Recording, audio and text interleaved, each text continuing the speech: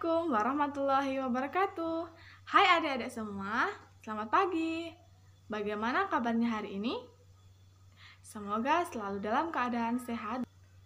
Sebelum kita memulai pembelajaran hari ini, marilah kita berdoa menurut agama dan kepercayaan masing-masing. Berdoa dimulai. Berdoa selesai. Oh ya adik-adik semua, jangan lupa untuk mengisi link bersensi yang sudah Ibu siapkan atau Ibu berikan di forum diskusi ya.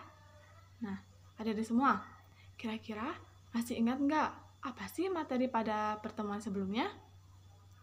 Ya, benar. Materi pada pertemuan sebelumnya yaitu bilangan berpangkat negatif dan juga bilangan berpangkat positif. Nah, sementara untuk hari ini materinya kita akan bahas apa ya? Ya, betul. Pada hari ini kita akan membahas tentang materi himpunan. Apa itu himpunan? Anggota himpunan, kemudian bagaimana cara menyatakan himpunan, dan juga himpunan kosong, himpunan berhingga, dan juga himpunan tak berhingga. Untuk lebih jelasnya, mari kita simak video penjelasan materi dari Ibu.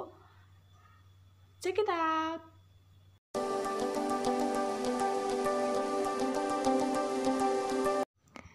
Baik, kita akan masuk ke materi himpunan.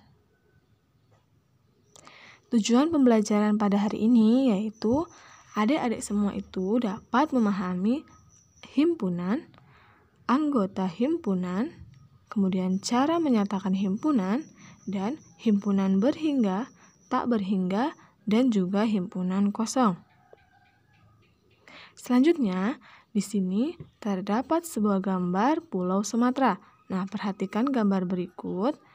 Ibu mempunyai pertanyaan untuk adik-adik semua. Apakah kumpulan nama-nama provinsi di Sumatera itu merupakan suatu himpunan atau bukan himpunan ya? Untuk lebih jelasnya, mari kita masuk ke pengertian himpunan. Himpunan itu apa sih? Himpunan adalah sekumpulan objek atau benda yang memiliki karakteristik sama atau terdefinisi dengan jelas. Nah, di sini Ibu mempunyai dua kategori contoh himpunan, yaitu contoh termasuk himpunan dan juga contoh bukan termasuk himpunan. Mari kita bahas contoh yang termasuk himpunan terlebih dahulu. Contoh yang pertama yaitu kelompok kendaraan beroda 2. Adik-adik pasti bisa menyebutkan ya, apa saja kendaraan beroda 2? Ya, betul. Kendaraan beroda 2 itu ada sepeda dan juga sepeda motor. Kemudian contoh yang kedua yaitu kumpulan bilangan asli. Ada apa aja?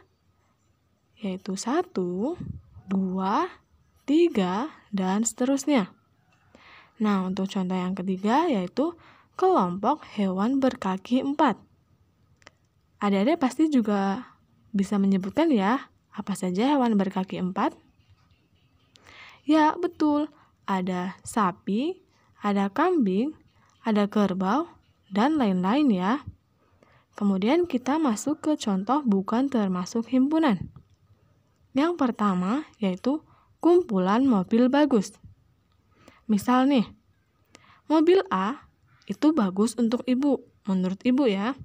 Tapi menurut kalian, itu mobil A itu kurang bagus atau biasa saja. Nah, itu mobil bagus tidak memiliki karakteristik sama atau tidak terdefinisi dengan jelas.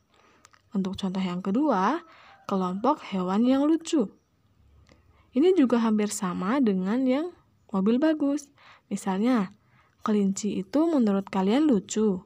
Nah, sementara menurut Ibu, biasa saja. Nah, seperti itu. Jadi, tidak terdefinisi dengan jelas.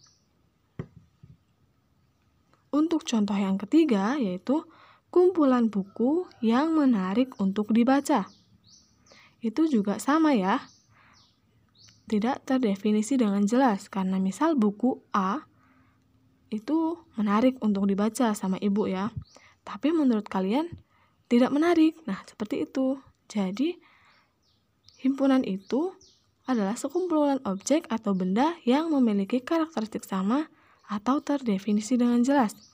Nah, kita kembali ke gambar yang tadi, yang Pulau Sumatera. Nah, pertanyaannya, apakah kumpulan nama-nama provinsi di Sumatera itu merupakan suatu himpunan atau bukan? Ya, betul. Nama-nama provinsi di Sumatera itu termasuk himpunan, karena ada apa aja kita bisa menyebutkan, yaitu Provinsi Riau, Sumatera Barat, Provinsi Aceh, dan lain-lain ya. Nah, kita lanjutkan. Anggota himpunan. Anggota himpunan itu dilambangkan dengan elemen, dan anggota bukan himpunan dilambangkan dengan bukan elemen. Suatu himpunan dinotasikan atau dilambangkan dengan huruf kapital. Misalnya itu A, B, D, atau huruf yang lainnya.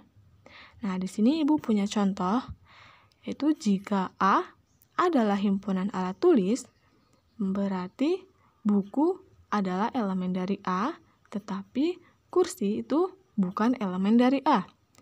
Mengapa kursi bukan elemen dari A dan buku itu elemen A?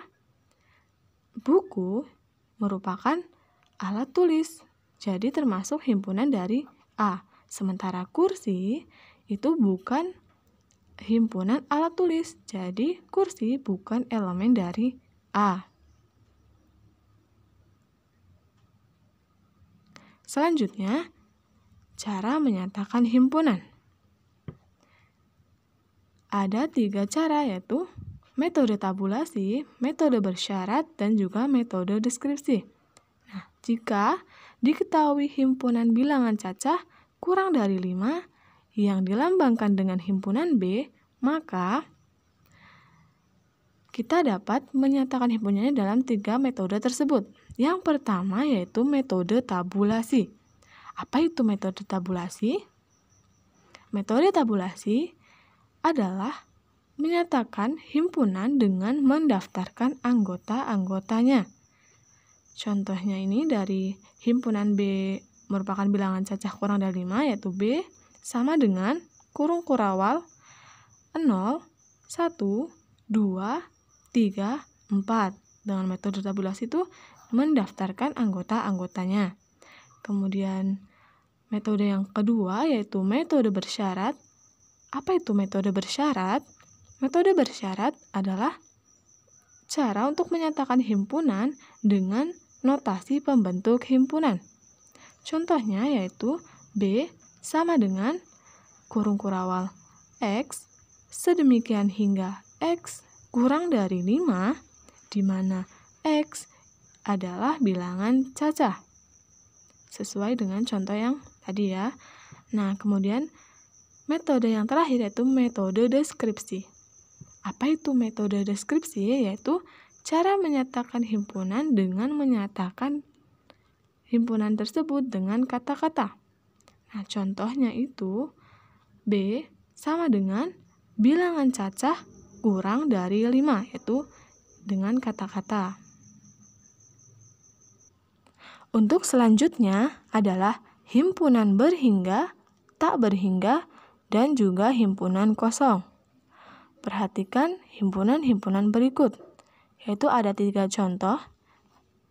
Yang pertama adalah A sama dengan A, E, I, O, U. Nah, banyak anggota himpunan dari anggota A itu berapa? Ada dihitung. Kita hitung 1, 2, 3, 4, 5. Jadi banyak anggota himpunan A adalah 5, atau kita bisa tuliskan NA sama dengan 5.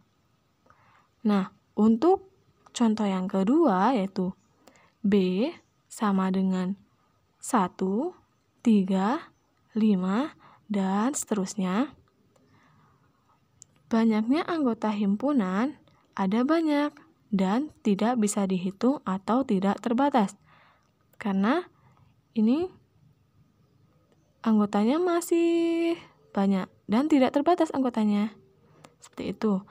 Nah, contoh yang ketiga yaitu C adalah kumpulan nama-nama hari yang diawali huruf X. Adik-adik, apakah ada nama-nama hari yang diawali dengan huruf X? Ya, betul, tidak ada. Karena itu C, anggotanya itu atau anggota dari himpunan C itu tidak ada. Dari ketiga contoh himpunan-himpunan berikut, dapat kita simpulkan apa? Nah, yang pertama adalah himpunan berhingga. Himpunan berhingga adalah himpunan yang anggotanya itu dapat dihitung, seperti contoh himpunan yang pertama. Kemudian selanjutnya, himpunan tak berhingga. Apa itu himpunan tak berhingga? Himpunan tak berhingga itu himpunan yang memiliki banyak anggota tak berhingga atau tidak terbatas. Seperti contoh nomor 2. Kan anggotanya tidak bisa dihitung atau tidak terbatas. Kemudian himpunan kosong. Apa itu himpunan kosong? Himpunan kosong adalah himpunan yang tidak mempunyai anggota dan dinotasikan dengan kurung kurawal atau simbol seperti itu.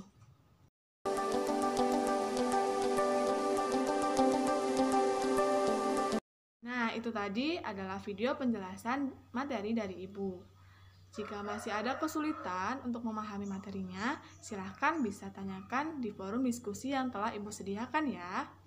Jadi, kesimpulan pada pembelajaran hari ini yaitu himpunan adalah suatu kumpulan objek atau benda yang terdefinisi dengan jelas.